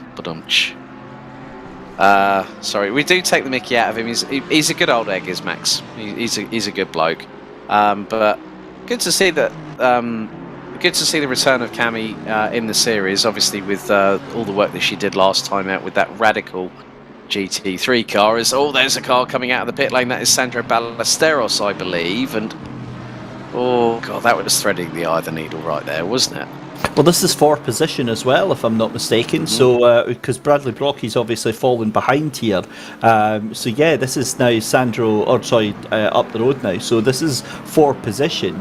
Cammy needs to get a move on to get past this car. But either way, I mean, we've got a yellow flag out very, very briefly. That is the number, what's that? Oh, so Luke Pound's been disqualified. Luke Pound disqualified from the session, but I'm trying to find out where that yellow flag is. In fact, that was Luke Pound in the pits that brought that out. Oh God! Like they say that lightning doesn't strike twice. Thank you, Gunnar Simulazione. Twice we've had a car in the pit lane, and twice it's come up with a yellow flag. Who'd have thunk it?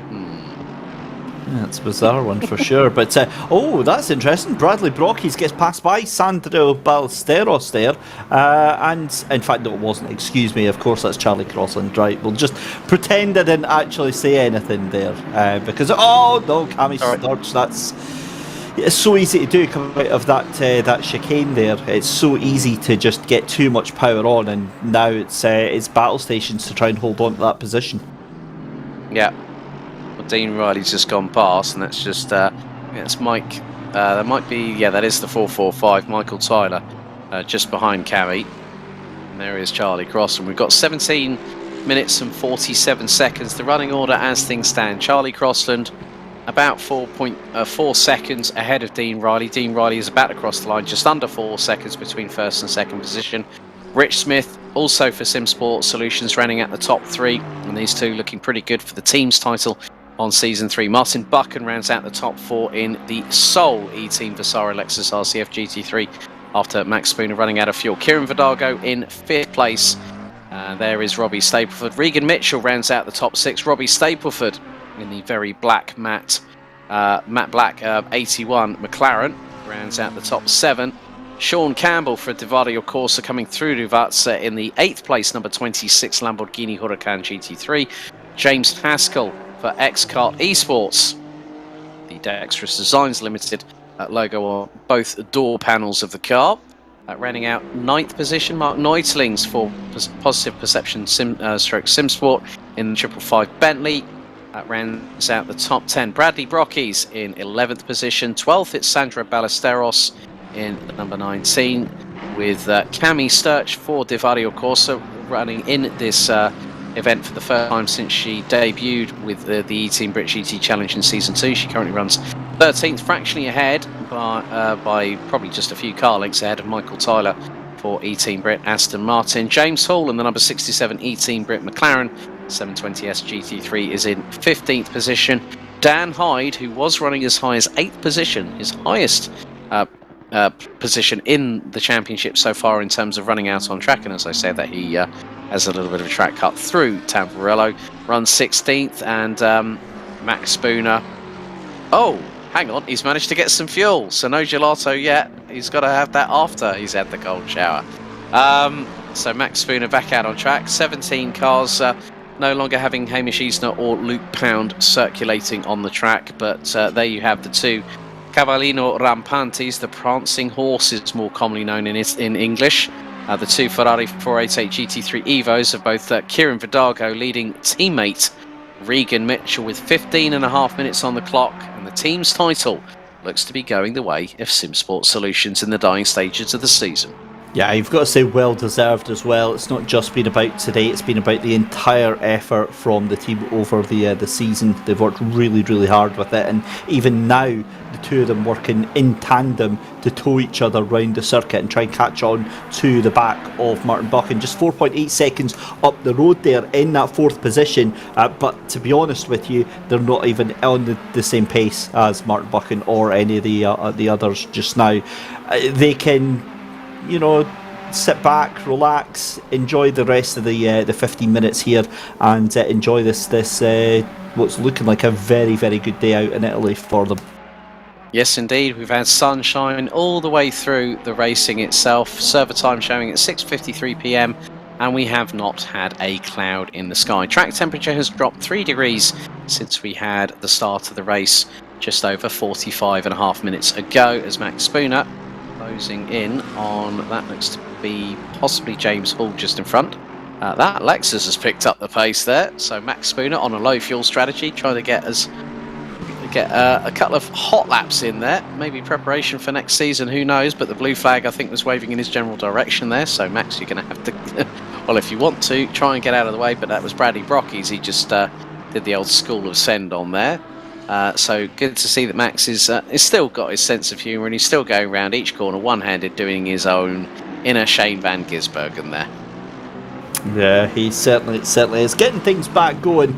Might be able to get 1 or 2 positions here, but again, it's more about just, you know, it's about finishing the season, isn't it, Alex? If I'm honest with you, you know, it's about having fun, enjoying the race, and you know, enjoying the final round of what's been an amazing outing for Max. Okay, things could have gone better for him, but again, you know, take part in it and enjoy the final couple of laps. Indeed it is. So it's the final hurrah of this championship, and we're going to find out who is going to end up second, who's going to win the team titles, and they both looked pretty well locked in as things stand with 13 minutes to go, but in motorsport something normally does happen, and invariably it will. But Charlie Crossland, having done a great job, came in back after not being here for Spa, was otherwise engaged elsewhere, has come back and has said, well, if I was here for every single round, then Robbie Stapleford might have been a bit more under duress, let's say, but after the track cut incident, I think was one of the biggest turning points, I think, in the season, David, when he straight-lined the Fogarty S's and got a 5-second time penalty, didn't he, if I remember correctly? Yeah.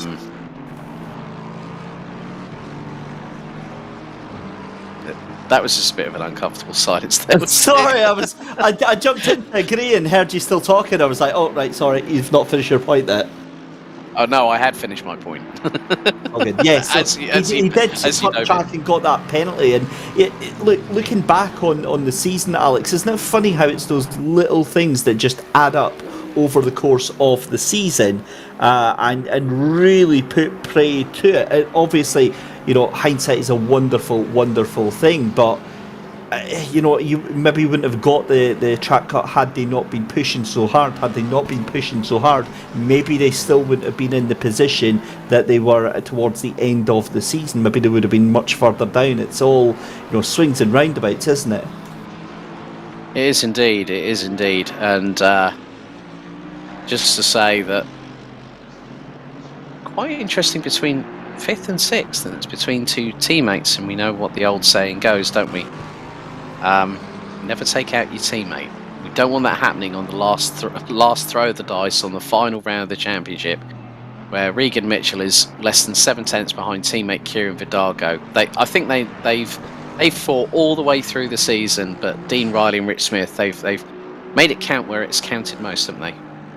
Yeah, they absolutely have. And with 10 minutes left to go, I mean, there's not much left to do now. It's just a case of racking down the laps, Alex. And for us, it's a chance to maybe reflect on what has been an amazing season. The fact that they've brought it to this point, and I can't believe it's been a whole 8 months since we actually started this season 3 here. And it always makes me feel, and this might sound a little bit strange for our viewers and our listeners out there, but I always, as a commentator, get an immense sense of pride when we come into the final round of a season. We start getting into the final 5-10 minutes, because you think, what an achievement for every single one of these drivers, regardless if they've finished first or if they've finished 17th, if they've not finished the race at all, even just turning up. The fact that we've seen the same names, Alex, week and week and week after each other. And I've been in many different championships where it's taken, we want to say that it's taken more seriously, or it's a bigger esports event, and by week 5 out of week 10 you've got maybe a quarter of the drivers who turn up because they've lost interest in it. Whereas with this, all of the drivers stayed right through to the end. We've lost maybe 2 or 3 drivers over the course of the season. It's been brilliant to watch, really, really enjoyable, and I'm so immensely proud of the way that all of the drivers out here, all of them have conducted themselves this season. I think really, to put it in more of a real life context, that there are times when we wanted this to make this championship as close to real life as possible. You see championships spanning like 6 months, 8 to 7 months, and to have around a month, I think it meant that drivers and teams had more time to prepare, and thereby it provides a direct correlation that everyone's in it for the long haul. And we're going to, when you and I first started with eTeam BRIT, what we were doing, we like literally had a packed schedule, didn't we, for 8 rounds, or like 8 rounds in 8 weeks, and it was difficult to keep up that pace. But now, with 1 race a month, it's going to be a pretty interesting first round for race 1 of season 4. I'm not going to let slip on that, because I already know, because I've been a bit involved in that planning. But it's going to be a doozy. Really, Alex, where should I be practicing, do you think, in the next couple of weeks? Probably somewhere in the southeast of England. Well, that really doesn't narrow it down, does it? Being up here in Scotland, everything is the southeast of England for me. But it really depends on the weather. Yeah, that's true. That's true. Being honest, though, I mean, like we said, obviously season 3 done and dusted, just about 7.5 minutes away from being in the books. And I was lucky enough to stumble across this league and this whole community by accident. By watching one of your previous broadcasts, and then I thought, right, I fancy getting involved with that. Did it, and honestly, it's just been such a great little community to be part of, and it's actually, for me, it's a nice thing to take part in, because we've been right at the cutting edge of esports commentary. We've commentated on some of the fastest drivers out there, and it's scary. As somebody who's not very fast, it's absolutely intimidating. I look at that and I think, I don't want to take part in that. I don't want to just be there to make up the numbers. Whereas with the eTeam BRIT Championship, you've got such a wide range of talents, you've got such a wide range of skill levels, because it's open to everyone. It's very, very inclusive, and anyone can just rock up and think, yeah, I fancy having a go in this. And we see like the ultra fast drivers like Charlie Crossland, Dean Riley, and Robbie Stapleford, and then you can have folk like even like Martin Buchan who can turn up, and they're not very fast at all.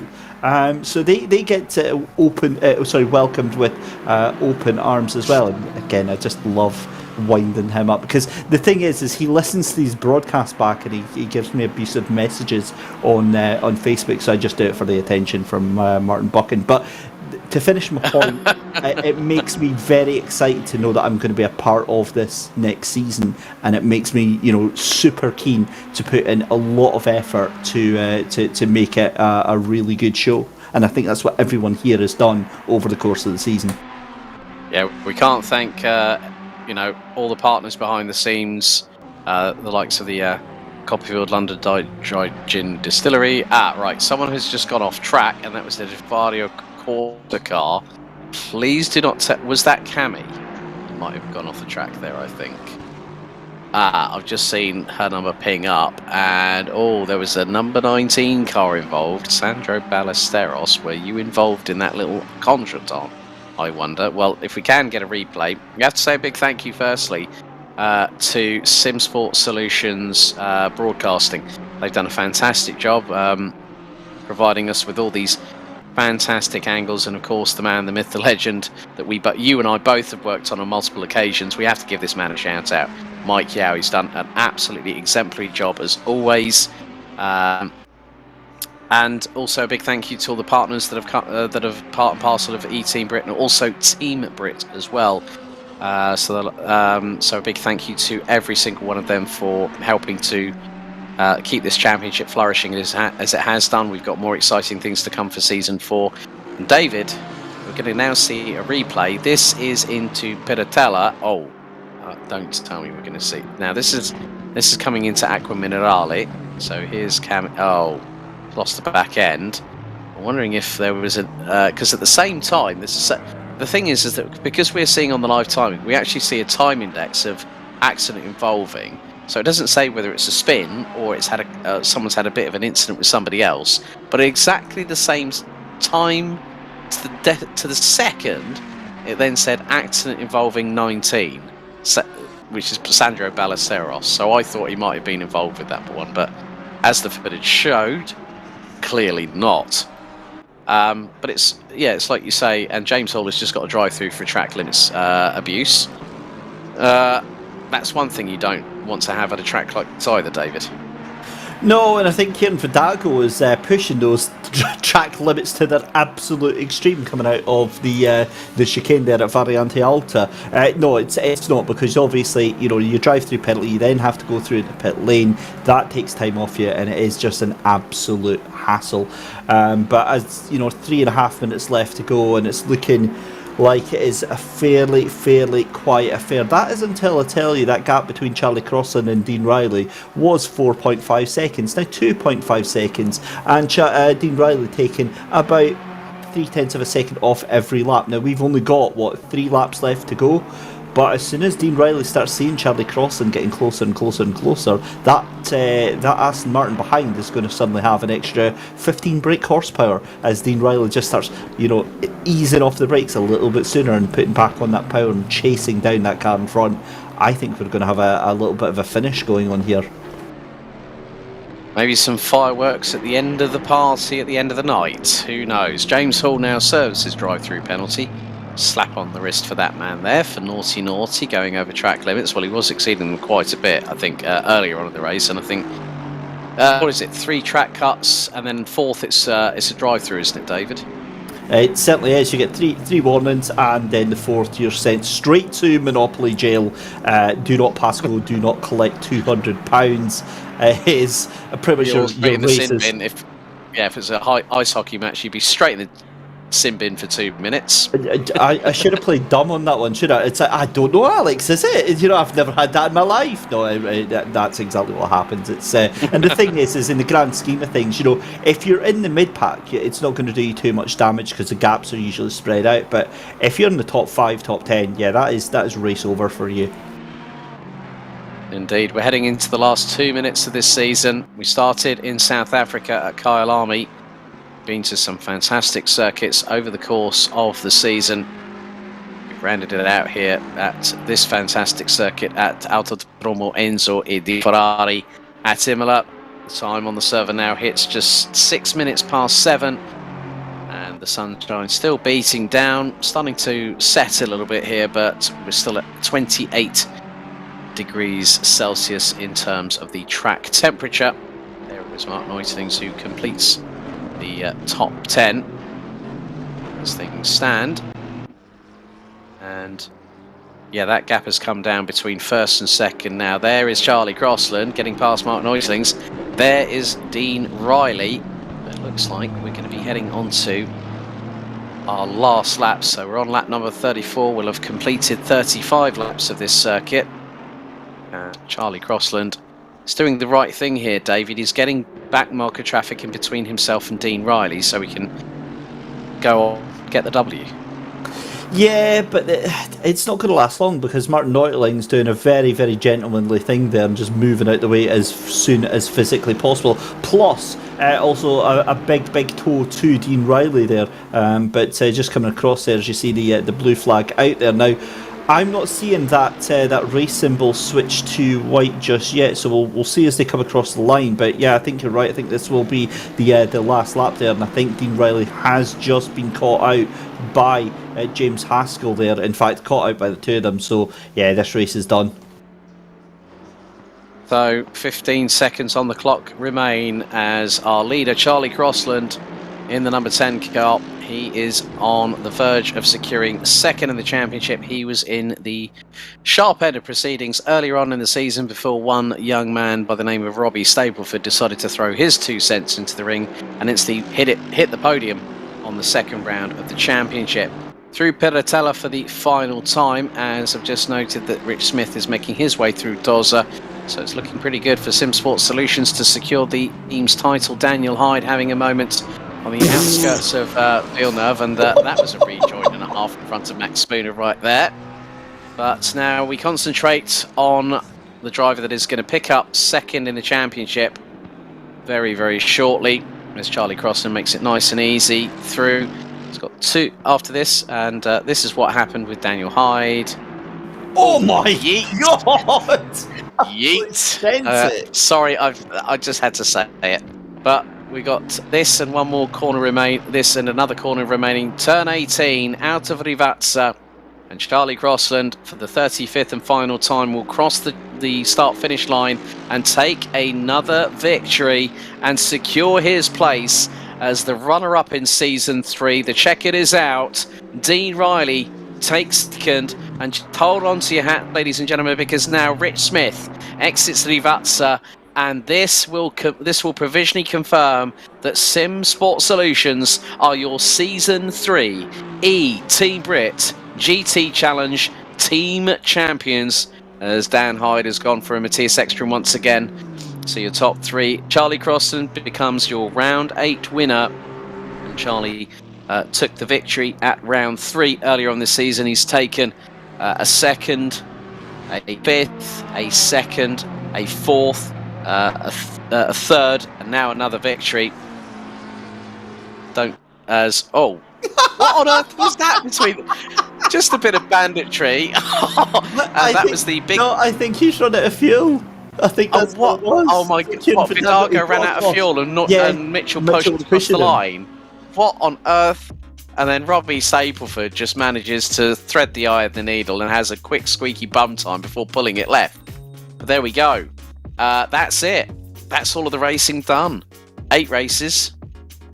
God, 8 hours. My godfathers. When you think about it, David, that's a hell of a lot of minutes to cover, isn't it? Plus also qualifying.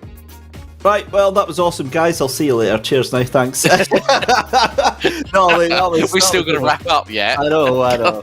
That was an amazing season, though. It's just so much fun with the eTeam BRIT crowd. It really, really is. Always guaranteed high drama. Like say, lots to see at the front of the field between Charlie Crossland and Dean Riley and the Simsport racing guys, and it's just been an amazing season. But also impressed that he didn't get his own way. Our very own Robbie Stapleford.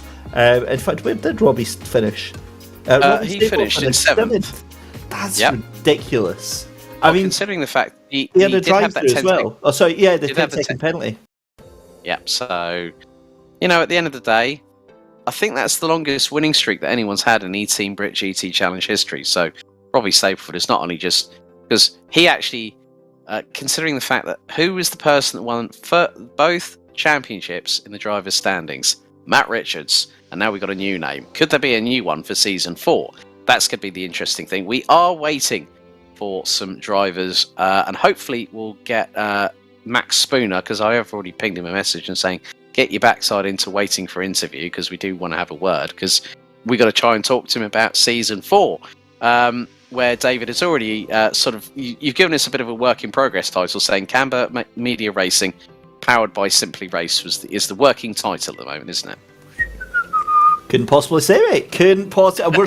We're still in super expensive discussions with Simply Race on getting them on board. It's actually getting to the point where I actually have to pay them to mention their brands on my car. But we'll so, I was going to say, how many cobwebs are going to come out of your wallet then? Wallet? Come on now, Alex. I am quite clearly from Scotland. There is no wallet that we talk of. It's a purse and a handbag. Man bag. But no, I mean, look, I'm not sure as of yet. I mean, obviously, the first thing I thought of was the whole Camber Media Racing vibe. But Mike Yao and the guys at Simply Race have been incredibly supportive. They've just been like, whatever championship you want to get involved in, let us know, and we'll try and help you out. And super grateful for them for that. And like say, I mean, eTeam BRIT, it's more, Alex, just so I get to hang about with you guys again, and just so we get to have this moment, because I'll be here and you'll be wanting to have a chat with me. But talking of which, it looks like we do have some interviews, Alex. Yeah, we do indeed. First of all, let's bring in our Season 3 Drivers champion, the number 81 of the Stapler himself, Robbie Stapleford. Let's see if we can bring this young man in, because still, nevertheless, we saw a pretty dynamite performance from him. Robbie, first of all, good to have you back with us, mate. Well, a good try to get your way through the field, hit with a 10-second penalty, but still finishing 7th, capping off what's been a pretty good season. Have you enjoyed yourself running in the eTeam BRIT GT Challenge this season? Yeah, it's been a great season. Obviously, I was late into it and enjoyed it ever since, so looking forward to the next one. Oh, good. So hopefully we might see you about for season 4. I mean, obviously, 4 wins on the bounce. Obviously, in some respects, we had a bit of a change, obviously, with Kunos changing the ballast side of things, so we couldn't hit you with a 75 kilo penalty every time. Penalty for the next race every time you either put it on pole or you got it on the race victory. But the field's been ultra competitive. You've had stern competition with the likes of Dean Riley, Charlie Crossland, Rich Smith this season. It's been a great crowd to race with, hasn't it, for you? Yeah, definitely. They're definitely a good bunch racing, and they're always clean, and you can always have a good race with them. So, well done this season, Robbie. Congratulations on becoming our Season 3 Drivers Champion, and hopefully we look forward to seeing you back for Season 4, buddy. Cheers, guys. Right then, next up, David, I'll hand this one over to you. Do you want to have a chat with our race winner, Charlie Crossland? Yeah, let's bring Charlie in and have a little bit of a chat. Charlie, a very, very good evening. That was an awesome race. Talk us through it from your point of view. I don't know. I was an autopilot, so I just went, I guess. Yeah. I love that. So, for the benefit of our viewers at home, who maybe don't know what you mean by that autopilot stage, what do you mean by that? Because obviously it looks quite complicated to drive these cars around the track, but you do enter that stage of where everything just comes naturally, doesn't it? Yeah, I just wasn't concentrating. I was just doing it, I guess. I was just, yeah. Obviously, I just want to get your thoughts on Dean Riley as well. We'll be speaking to Dean in a second, but we saw it quite a few times. You got that initial gap, and then the gap starts coming down. Now, were you just managing the gap? Cough, cough, that's the professional answer. Or was Dean genuinely starting to catch you up towards the middle and end of the race? I guess he was just faster than me then. Yeah, he was just catching me up. Yeah. And then finally, obviously, it's been an amazing season. You just missed out on getting the championship. Are you going to be back for the next season? I don't know, because I'm not a fan of the long season, as in like a month and then a race and a month and a race, because the game changes a lot. So I'm not sure. We'll never know. Fingers crossed we at least get you in for one or two races then next season, Charlie. Thanks very much for joining us tonight, buddy. Thank you. There we go then. So Charlie Crossland, I feel privileged. Legendary man, a few words there, Alex, but I think I got at least 10 out of him tonight. At least, David. That's probably about the maximum you were going to get out.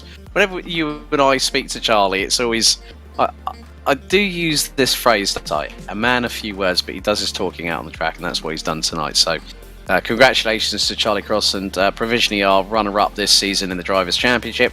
But we're going to bring in two drivers that we need to speak to. Let's bring in Dean Riley and Rich Smith from SimSport Solutions. They are, provisionally speaking, your Season 3 eTeam BRIT GT Challenge Teams Champions. Let's see if we can bring them in now.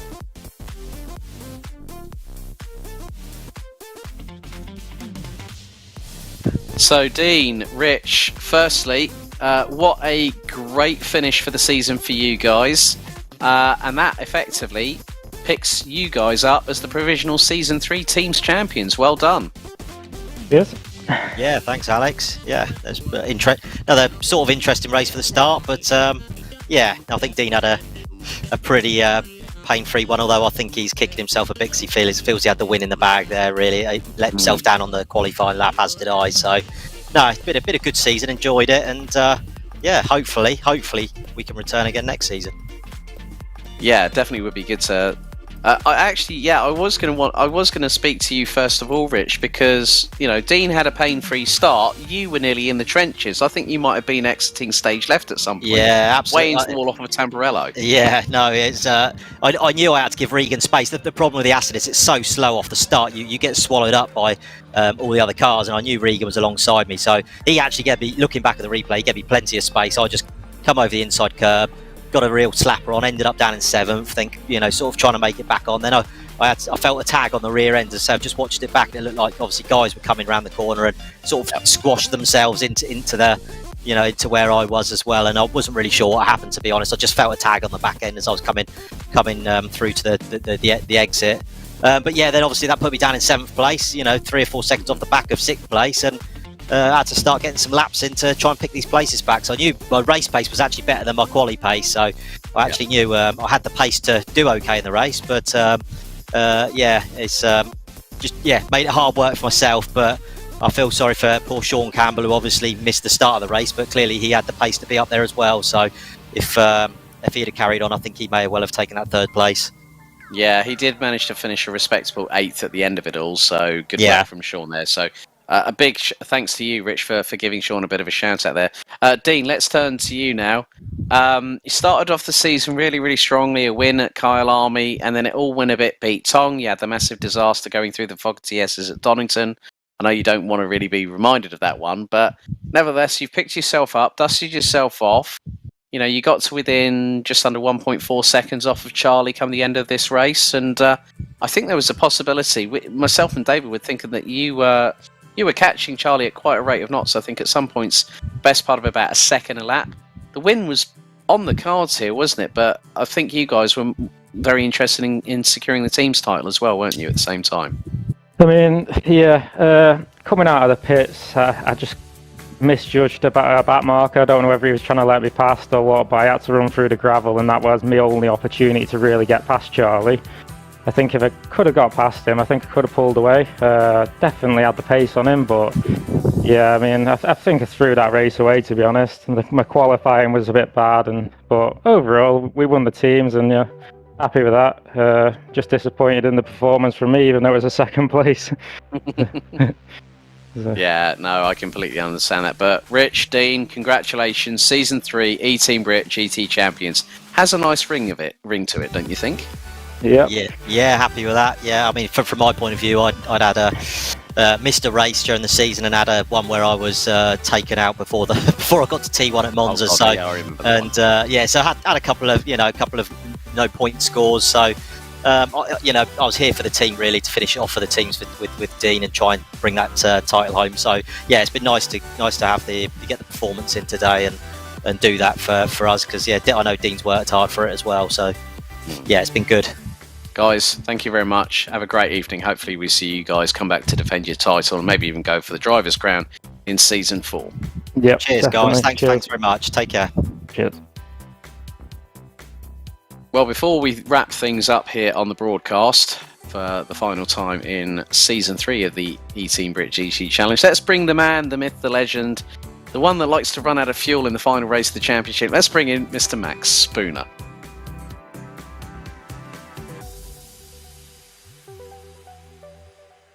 So, Mr. I want to be like Shane van Gisbergen tonight. What happened? The game didn't give you fuel on your final pit stop of the season.